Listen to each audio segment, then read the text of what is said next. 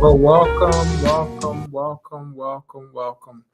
welcome to Alcohol, Drugs, and Us. I am Joseph McCray, registered nurse, and we're going to talk about a very important topic tonight. Very important topic tonight that I think a lot of people will benefit from, and that is what is in that cup. What is in that cup is the title of the talk tonight. And we're going to get into what is in that cup. And that cup in particular that I'm talking about is that cup that people drink alcohol, So, folks, I want to share about alcohol because it's a serious substance and the most common substance that a lot of people are drinking in America. A lot of people are drinking in America. And the numbers of folks drinking alcohol have creeped up. They have creeped up because of, you can tell me, something recently happened in our world, that changed the whole dynamics of what we do. It was a major, we called it a pandemic. It was a pandemic that took place in our world. And it caused a lot of people to isolate. It caused a lot of people to um, feel depressed, sort of apart from one another. And it increased the consumption of alcohol. As a result of that, we had statistics now showing 140,000 people dying from alcohol related uh, problems. Okay. And many of those problems are the big one that most people sort of come to is what alcohol does to the liver, but it also affects your pancreas gland, your gland that sort of releases insulin to help us with digestion. And so we're going to talk about what alcohol does. And first and foremost, got to tell you what is alcohol. So alcohol is a depressant. It slows down the communication in the nervous system. It slows that process down. And then slowing that process down, you can see that in your speech, you can see that in your movements. It can even happen in your thoughts. They're slowed down as a result of what alcohol is doing in the brain. Alcohol also releases dopamine. So, dopamine gives people a really great feeling, and they sort of feel really relaxed. They feel really good as a result of alcohol. So sometimes people want to say, well, why do people drink? Well, it answers a need. It fulfills a need. It gives that person the relaxation they might need. It gives them that courage they may need. Um, it helps them to be a part of a group. It helps them to feel like they're connected in some kind of way. So alcohol can do all of these things. And sometimes people find out that they may have some genetics. They may have some genetic component to their life where there is a fit that alcohol sort of fits them perfectly, and they seem to not be able to do without it. And so 50% of people may have some genetic uh, attraction, some genetic predisposition or likelihood that they may continue on drinking. So you say, well, what's so wrong, man? Why are you talking about alcohol like this? The holidays get ready to come. Well, um, you'll find out as I go along that it can be a problem. It can be a problem. I want to share with you something about the standard alcohol drink chart. So this is a chart that shows you what is an average drink. So an average drink is a 10 to 12 ounce beer, 5-ounce wine, one shot of liquor, 1.5-ounce shot.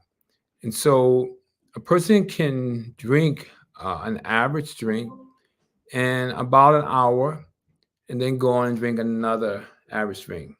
Uh, men can drink men can drink about two of these average drinks, whereas a woman can drink one. because men have a lot more water in their bodies and they have a lot more muscle in their body to dilute alcohol, So they can drink a little bit more just because of their body makeup. And then as a result of that, if you drink faster than that hour, your liver has not had the ability to break it down, to break down alcohol. And so then you start to see some of the impairment associated with alcohol, So what I want to do now is just show you this video that sort of tells you about alcohol, sort of shows you how alcohol works in the brain and why we really caution young people against drinking, okay? So I want to share that with you just so you can have all the information you need. Cookies and milk, Mix. frogs and sneakers, Sort of mix. but kids and alcohol. Don't mix. Let's take a closer look at the central nervous system to see exactly what it does, what alcohol does to it, and what that does to you. The central nervous system, which is made up of the brain and spinal cord, is your body's information superhighway. Electrochemical messengers called neurotransmitters move through more than 100 billion neurons, carrying messages along the spinal cord between your brain and every part of your body. So your brain can receive information from your organs, interpret it, and send back appropriate instructions, all in an instant. These instructions allow you to do pretty much everything, from dancing to playing video games to digesting your food. When the central nervous system is impaired by alcohol, it's like a traffic jam. Nerve cells in the brain are becoming less excited, which slows the flow of information to and from your brain. As a result, drinkers can experience difficulty thinking, weakened vision and hearing, slowed reaction time, slurred speech, memory loss, and more. Just how much does alcohol slow down the central nervous system? That depends on how much and how fast you drink, whether alcohol is mixed with other drugs, and personal factors like the drinker's weight, gender, and genetics. As a young person with a still developing brain, alcohol can have a stronger effect on you than on adults. Learning the facts can help you make healthy decisions. So say yes to a healthy lifestyle and no to underage drinking. To learn more, visit asklistenlearn.org. All right, just wanted to just let you see in a video sort of how alcohol sort of affects the brain, and particularly we worry about young people and their drinking because their brain is still maturing, like the video said. And so as a result of that, we don't want young people to drink because they need to have their brain to mature to its fullest capacity. And we know that alcohol as well as cigarettes is what we call gateway drugs. This is what people sort of get started with, sort of the stuff that primes the brain. We also add marijuana in there. These are the things that sort of get the young mind, the young brain sort of initiated to substances that can release a lot of dopamine, a pleasure chemical, and make folks feel really good. And when you get such a great feeling, it tends to bring you back into wanting to use the substance again. It sort of rewards you. It sort of makes you feel like, wow, this is worth trying it again. The danger in that is you do this and you won't really do anything else, folks. You won't really want to enjoy friendships. You won't really want to eat. You won't want to just enjoy life in a very positive way. And to the point where you also won't even want to go to work, which is always a bad sign when people don't want to produce and they just rather drink and drug. But some of the things I want to kind of get into is what alcohol does to the liver. So we see the liver, it's this red organ up here on your screen. You can see it on two sides. It is the largest organ on the inside of our bodies, and it has some great functions. One of the functions that most people kind of yell out is it filters. It filters the blood. It takes the blood, filters it, makes it suitable. If there's any toxins in there, if there's any things that we've brought into our bodies that are not safe for us, particularly alcohol. So the liver does an awesome job of trying to detoxify or break down alcohol, make it safe, so that it doesn't harm us. But in the course of trying to break down alcohol over the years, our liver gets affected from consuming alcohol on a regular basis, can start to bring some liver damage. Okay, some liver damage. And I want to show you what that liver damage looks like while I just have you here. Don't want to take up a lot of time. I know folks are busy. It's a holiday. The biggest thing is this picture right here. This video right here will show you the course of damage of the liver over time. You see that? So in just about a 10-year period of time of drinking, your liver can start to get inflamed like this. Now, this is just a few seconds, but this is over years of drinking. This liver gets inflamed. It gets larger. It gets very bumpy. It's what we call inflammation. And as a result of that, when that bumpiness and that swelling heals, it heals as a scar. And so here's some pictures of what a scarred liver looks like on the inside. And that's what we call cirrhosis of the liver. So if anyone ever told you what cirrhosis looks like, that's what it looks like. It's scarred tissue. It's scarred tissue inside of the liver, okay? So I go back to this video. I love this video right here because it really just shows you the stages. And this is getting to what we would call a stage 4 liver. So 0 is no inflammation. So 1, 2, 3, 4 took place within a few seconds, just showing you that picture there, within a few seconds. And this takes about 10 years of drinking. On average, someone has been drinking at least 10 years. And it happens in about 30 to 40% of the cases. So some people can actually skip it and not get it, right? But I don't know if that's you or not. So that's what it looks like on the inside of the person's body. But this is what's going on outside. People are having pain. They're feeling very tired with cirrhosis. And then they get this really large abdomen called ascites. Okay, this is a fluid in the belly. Here's a better picture for you. Fluid that accumulates because the liver now gets backed up of fluid. So the liver does a job of storing blood. And now that the liver is not able to store that blood, a lot of fluids get backed up. So this is like the water part of our blood or our plasma that you see there.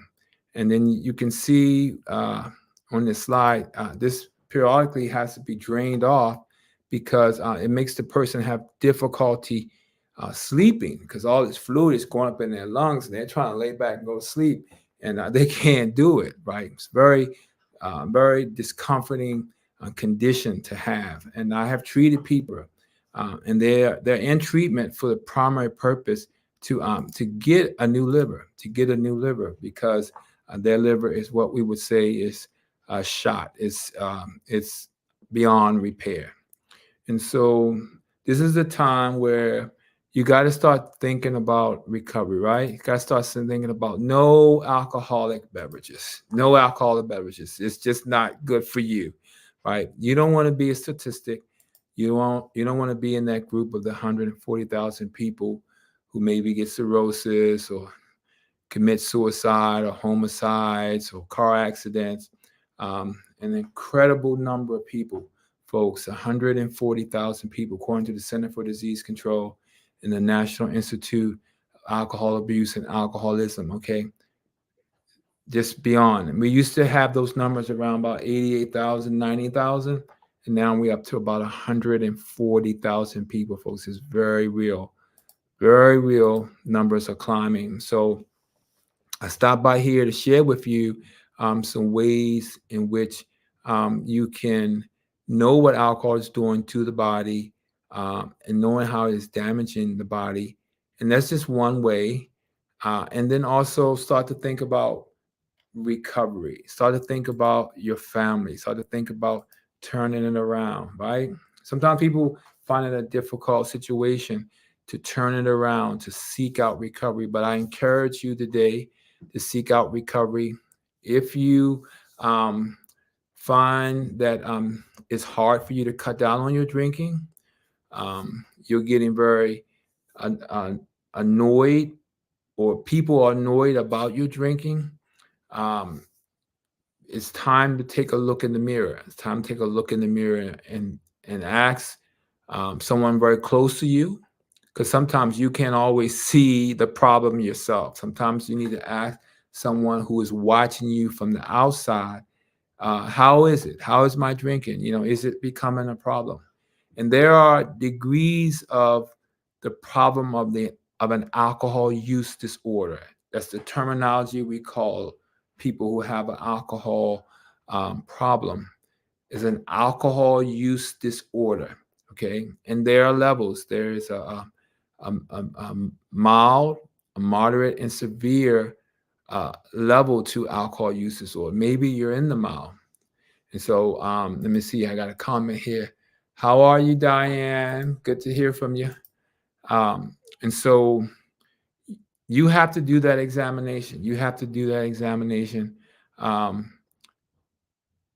It's even better if you get someone else to give you their perspective of what they see. Because sometimes people who actually drink are in denial. They really don't see a problem. They really don't see anything wrong with what they're doing. And there's various ways that people find treatment. Sometimes they go to their local church and they find treatment. And they may go into a treatment center. Okay, they may have church, a treatment center, and maybe an AA. They may use a lot of different supports in order to maintain recovery. So Diane says, explain the levels.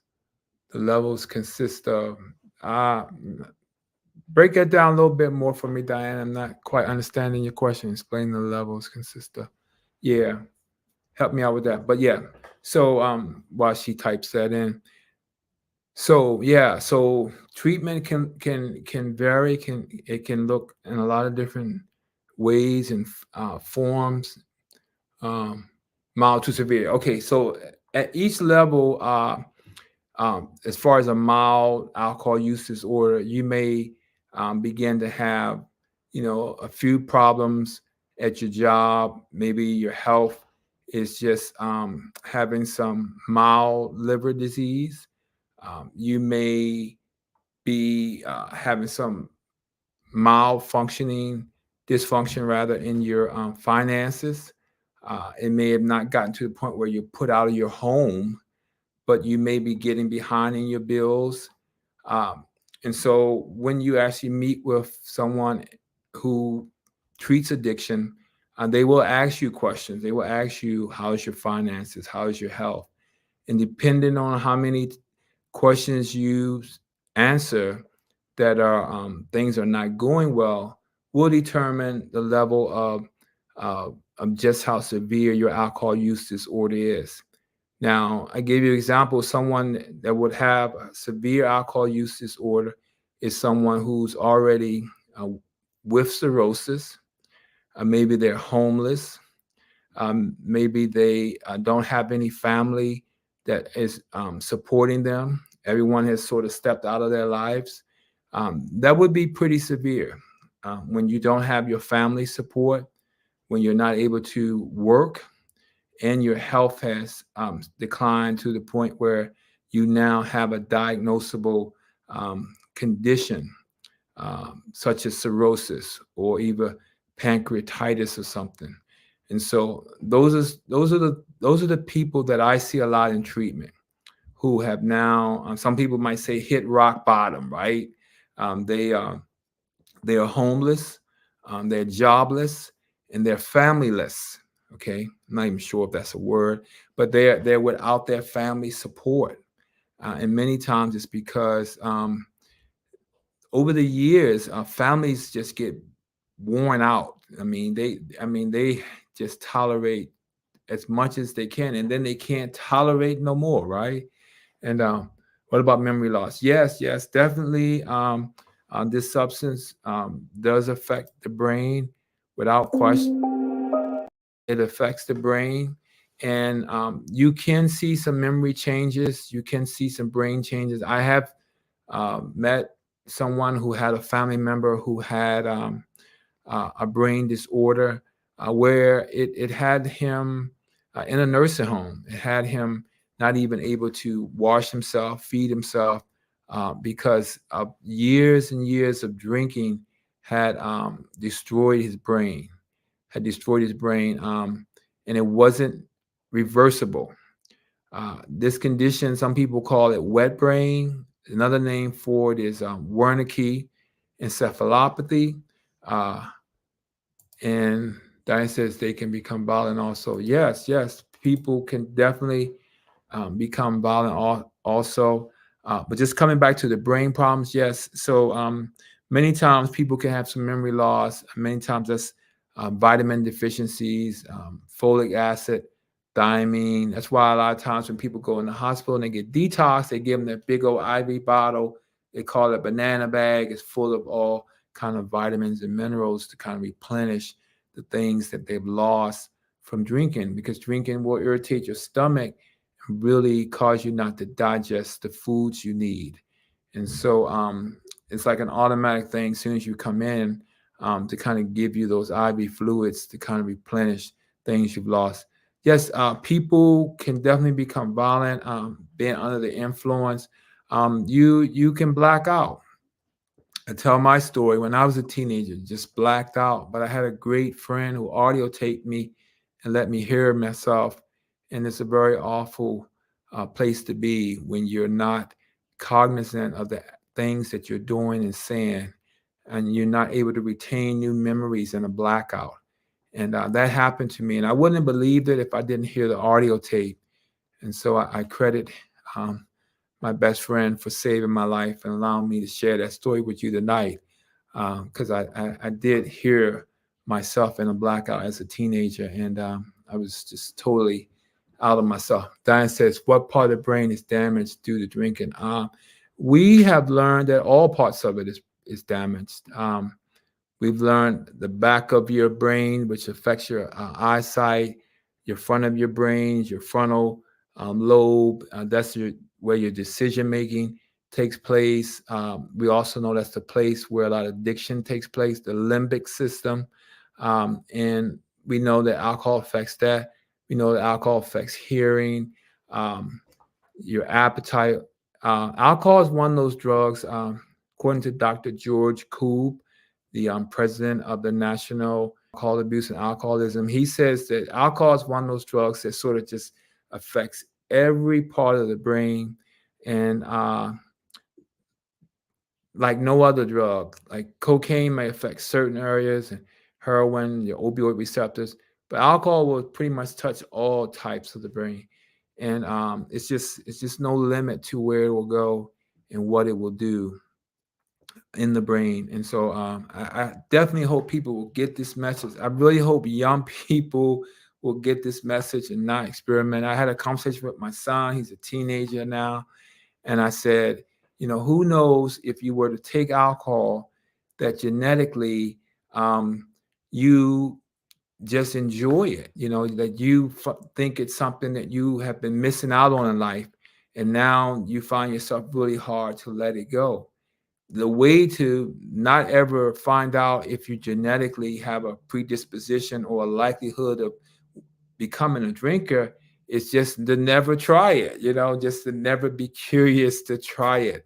And so I hope that really stuck with him. So Diane says, Antabuse still been used for treatment. Yes, Antabuse is being used, but we use another medicine a lot of, and let me see if I can type that in here. We use another medicine. We call it naltrexone. It helps with the cravings to drink. We like this medicine. It blocks the opioid receptor and causes the drinker to not really enjoy drinking. If they were to drink on it, they won't get sick if they drink on it, but they won't really get a lot of pleasure from it. And so we like using that one. Naltrexone. Antabuse is a medication. Let me get that on there. Antabuse is a medication that is for a serious alcohol user. Someone who said, I've tried so many things and I failed. I tried the naltrexone. I tried going to church. I tried going to the meetings, and nothing seemed to work. And so we reserve that medicine for the person who really has just not had success for anything. The other name for it is disulfiram. So Antabuse is the brand name. Disulfiram is the generic name. So that medication is people for folks who are just really serious about not drinking, because what it will do is it will stop the liver from being able to break down alcohol, and the person will really get toxic. They'll get really sick from drinking for about 30 minutes to about an hour. They'll be vomiting, headache, just feeling just absolutely awful, with the idea that they will be afraid to drink. It's called a deterrent. It's the job of Antabuse or disulfiram is to deter you from drinking. It's to see alcohol and just just run away from it. Because it's just that dangerous and bad for you. And so that's how Antabuse works. And so naltrexone works to just not allow you to enjoy alcohol. So the side effects from Antabuse is we do have to draw blood, make sure it's not damaging your liver, because people can get a little sluggish and tired with taking it. And naltrexone, the biggest one with that one is nausea. It can make people feel nauseated. So we usually might have to have them take it with food. So Diane says, why is alcohol so addictive? So alcohol is so addictive because it rewards the person. It causes the release of dopamine, which is a pleasure chemical in our brain. The creator made it for us. So we would eat, so we would have sex, so we would, fellowship one another, laugh, enjoy, entertainment. But alcohol and drugs come along and they hijack our brains, and they give us incredible rushes of dopamine, incredible releases of dopamine, to the point where we're like, wow, that is so good. I got to do it again. Cigarettes will do that. Alcohol will do that. And because of that hijacking of the brain, because of that increased release of dopamine, and then there are other chemicals that alcohol release too, that gives you that real relaxed feeling, that real, like cool and chilling, and even sometimes the courage, to say things and do things you wouldn't normally say or do. And so that's why it's so addictive, just because of how great of a reward people get from it. They just really feel great. You start taking a drink and you're like, oh man, this is beautiful, and nothing else can do that. There's no food you can eat. There's no intimacy that you can get that will give you that much pleasure like alcohol will do, like any drugs will do. And because of that, it primes the brain to want to do it again. And really, after you've done these things, you don't really get enjoyment from anything else. And so you don't want to sit there and be just like blah blah. So you find yourself wanting to return back to it, so you just don't feel so awful. So you don't feel so, just bland, with no enjoyment at all. So what else you got, Diane? She said, is it true that detoxification from alcohol has to be monitored because they can die? Yeah, so you definitely want to detoxify in a safe hospital. People try to do it in their homes, because what happens is, because alcohol is a depressant, because it does depress the nervous system, when you take alcohol away, the nervous system becomes hyperstimulated. So that hyperstimulation is the tremors you see, is the seizures that you see people have from when you take alcohol away, or the DTs, the delirium tremens, TREMENS. Because sometimes people want to spell that with as tremors, but it's tremens, and I'll spell it out for you. And so TREMENS, tremens, delirium tremens. This is the most severe uh, stage of alcohol withdrawals, and it's usually 2 to 3 days after you stop drinking or when you reduce your drinking. Sometimes people will drink 3 pints a day or 2 pints a day, and they say, I'm cutting back. I'm only going to do 1 pint. Well, the brain knows that you've changed the amount of alcohol you put in it. And because the brain knows that, it can begin to become hyperstimulated. And that hyperstimulation is withdrawals, okay? And if 2 or 3 days have gone by and you've not really seen things calm down, you really need to get to the hospital, because you're going to get incredibly confused. Your blood pressure is going to go up. You're going to be at risk of respiratory depression. Your breathing center is going to stop, and you're going to be at death's door. Okay, that's what happens in DT. Or you're going to have the nervous system so stimulated that you can get into cardiac collapse as well, and now you don't have your heart functioning well. So alcohol withdrawals definitely can put you at death's door. So can benzodiazepine, anti-anxiety medications, which sort of mimic alcohol in the brain. So those two, alcohol and benzodiazepines, like your Valium, your Xanax, Klonopins, all those kind of things, if you abruptly stop them, can cause death. So what's wow, interesting. Yeah. So alcohol is really, really serious. Folks, I can't talk enough about it. I've seen alcohol as a young kid, and I didn't like it then. I don't like it now. What it does to the lives of people, what it does to families, what it does to communities, how it affects young people, how it takes young people and rob them of their purpose, of what they're supposed to be in life. Okay, and Robin says, which of the two drugs do you feel are more effective in decreasing use? Which of the two drugs do you feel are more effective in decreasing use? Are you talking about naltrexone versus Antabuse? I'm not sure I'm going to answer right. When you say which of the two drugs do I feel are more effective in decreasing use? Yeah, if you could type in what, a little bit more to that, then I can answer appropriately. Yeah, so definitely, we just don't want alcohol to rob young people. And if you're in your 20s, your 30s, we don't want it to rob you. Or if you're in your 40s and your 50s, we don't want it to rob you. We don't want to rob anybody's life. We don't want anyone to have their life shortened as a result of alcohol. But we do know that people have to sometimes have some tough love.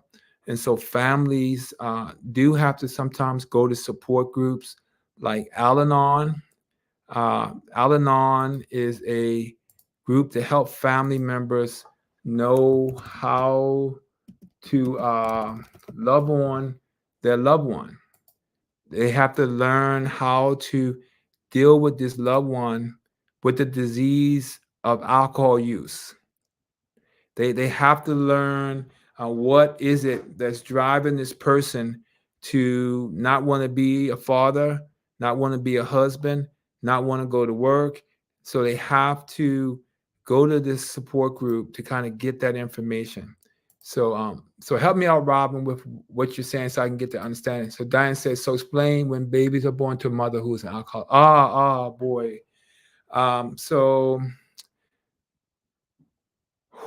That's a tough one, because babies who are born to mothers who drink can have a very severe fetal alcohol syndrome, and that is they could drink little to no alcohol, and still those children are born with fetal alcohol syndrome. And we've now come up with the rule that a mother who's pregnant can drink no alcohol. We used to say she could drink a little bit, like a little bit of wine, that was okay. But we have learned, the medical world has learned that a mother pregnant can drink no alcohol at all, no alcohol while she's carrying that child, because the risk is so great that that child will have some developmental problems that will affect them for the rest of their life. It's so unfair to a child. So if you're pregnant, get in treatment. We have a great treatment program in our city of Baltimore, the Center for Addiction Pregnancy at Bayview Hospital, that mothers can go to and get treated with alcoholism, substance use, all of that. The Center for Addiction Pregnancy at Bayview, 410-550-0100. Okay. Um, that's at Bayview. Great program to help mothers who are pregnant with addiction. So just waiting on Robin to clarify which of the two drugs do you feel are more effective in increasing use. I think she's saying yeah, the CAP program. Yes, the CAP program. I think she's talking about maybe naltrexone versus Antabuse. We do a lot more of naltrexone in treatment. I've been reading, it said that it's 80% effective as a medication. Some people are very afraid of Antabuse because they don't like the idea that they could slip up and drink and get sick. So we don't see that used as much, but naltrexone, we do see that medication used a lot in treatment. And people do report that um, they just don't have a desire to drink while they take the medicine. They can also get an injection. They can get the injection form of that medicine, which is called Vivitrol. This is the injectable form that will last for about 28 days and help the alcohol user not crave. But I will like to say, when a person is taking medications, you do need to combine it with some behavioral therapy, with some information. So in recovery, you can take medicine, but you also need to change your thinking. You need to change the way you view addiction to substances, particularly alcohol. You need to understand, like, why did you use, or why do you use? And sometimes you discover that maybe there's a underlying mental health issue going on. And so sometimes that may have to be treated. Maybe there's a depression. Maybe there's a post-traumatic stress disorder. Maybe there's some trauma that happened in your life that you've never confronted. I don't know. But I do know that alcohol is not the answer, that the inside of a bottle is not the answer to your ills. It's not the best way for you to cope with life. Okay. You cannot solve your problems through a drink. You cannot mask the problem through a beer, through a strong drink or wine. The other thing I want you to know is that the World Health Organization says that there is no amount of alcohol that is healthy. Please get that one. The World Health Organization, WHO.int. Go look on the website. Says no amount of alcohol has any health benefit. No amount. So that old drink a glass of wine is gone. It's over, folks. Okay. It just ain't there no more. What you got, Diane? Let me see here. She says, have you ever had a patient who addicted to alcohol? All the time. All the time. Alcohol and drugs. Alcohol and drugs. Alcohol and cocaine. Sometimes alcohol and opioids. Believe it or not, Billie Holiday had an addiction to alcohol and opioids. She was first an opioid user, and then the latter part of her life, she started drinking alcohol, and she actually died from cirrhosis of the liver. Google that. She died from cirrhosis of the liver and heart disease. Okay, so her opioid addiction led her down the road to alcohol. Opioids and alcohol are both depressants, okay? They both slow down the nervous system. So when we say a drug is a depressant, we're saying what it does to the nervous system. When we say a drug is a stimulant, we say it ups the nervous system. Sometimes we call them an upper, okay? And so Billie Holiday was addicted to opioids, and we know Lady Sings the Blues. We hear all about the heroin and everything like that. But the latter part of her life, she died in New York City from cirrhosis of the liver. And there was a moment that she was offered methadone to help her with her opioid addiction. She didn't stay on long, but very sad story, very talented woman. But alcohol was her demise. And Diane says, that may be a crazy question out there. Yeah, a lot of people, sometimes folks don't even think of alcohol as a drug. Like a lot of times you have to really dig down with a patient to say, you know, do you drink? Because they'll come in for heroin use, fentanyl use, cocaine use, and then they'll drink. And we'll say, hey, you're drinking. They say, oh, yeah, I know, I do that. And we'll say, well, that's a problem. You can't drink. And they come to the knowledge that, oh, wow, alcohol was not good for me too. So sometimes they're naive. They're naive about alcohol actually being a problem. They think of fentanyl and cocaine, you know, they think of the hard drugs. But I couldn't really think of a harder drug than what alcohol is. It's very hard. And the damages it does, it's a very unsafe substance to put in your body. Okay. So yeah, definitely alcohol and drugs. No, it's what'd you say? No, it's not a crazy question. But yeah, that's what we're here to do. Alcohol, drugs, and us. It's a show. You see my wife in the background.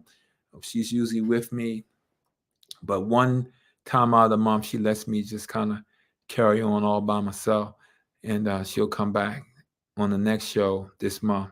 But yes, we try to help as many people as we can with this broadcast. It's also a podcast. It's also on YouTube because people don't want to suffer. People don't want to suffer. Sometimes people don't know the way out. They don't know that what help looks like. Sometimes they've been in the throes of addiction so long that they don't really know, like, how can you get out of this? Have a good night, everyone. Thank you, Diane. Appreciate you for coming on. Yeah, sometimes they don't know, like, how to get out of this. You know, like, how do I step away? You know, how do I get my life in order? Sometimes they think that their life is so out of order that there's no way they can get it in order. Sometimes they think that they damaged themselves so badly, there is no help. Their liver is shot, they're going to die. But there is such thing as a liver transplant. Okay, there is a such thing as getting on the list. You know, having the motivation to want to stop drinking. Now they're not going to give you no liver if you continue to think that, you know, drinking is fine. That doesn't make for a good candidate. But if you do express, hey, I don't want to drink, I want to live, you can get yourself enrolled in treatment and get yourself on the list. They used to make it that you had to be in treatment for 6 months. Now they just want to see that you even enter treatment, even decided to go to some type of outpatient treatment or residential treatment. Just show some type of motivation that you do want to get your life together, right? And so you can be a candidate for a liver transplant. And life can turn around for you. Don't ever think you've hit rock bottoms, no turn around. You know, this is just it. Hey, Cornell, thank you, sir. He said great information. Yeah, you can turn it around, folks. You can turn it around. I've seen people turn it around, and they are beautiful people. When I run into folks that I've worked with in my career, and as soon as I see them, they don't even have to tell me that they're not drinking no more or drugging no more. The glow, the beauty on them will tell it all. and they're so happy to be able to say, Mr. Joe, you know, my life is so together. I'm working. I got a business. My family is good. My children, my husband, my wife. I mean, they're so happy that this substance no longer is robbing their life, folks. It's no longer taking the very life out of them that they're living now. They're living, as a term we use, living life on life terms, you know? And so that's what I want to see for you. So if you know somebody, share the information with them. I'll even put my number in here in this chat. I'll put my number. Oh, not there.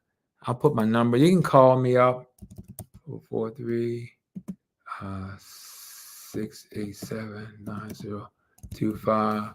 Yeah, sometimes people want to talk privately, you know, about something, and that's fine. That's cool. That's okay. Sometimes they got a brother or a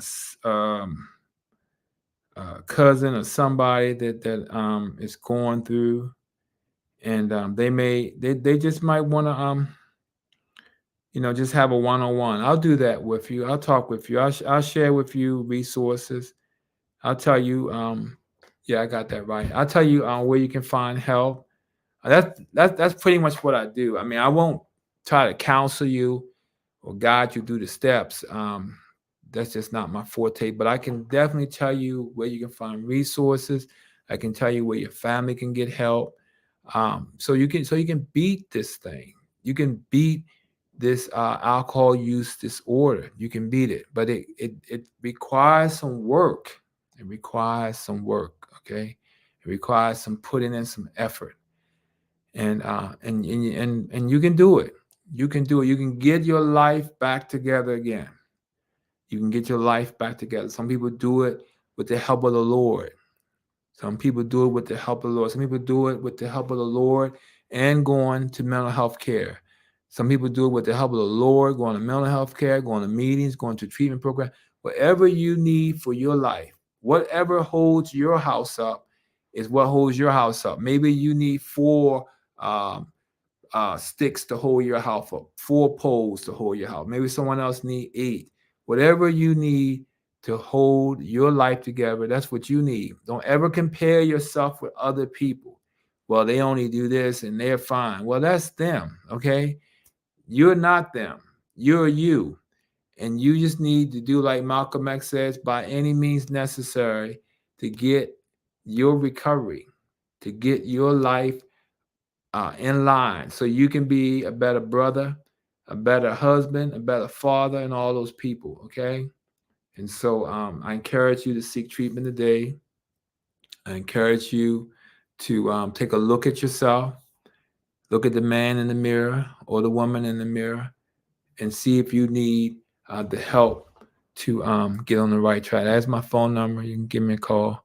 All right. And I want to thank you for your time this evening. I know this video is going to go to a lot of other people. And I'm happy. I'm very happy to be able to do what I do.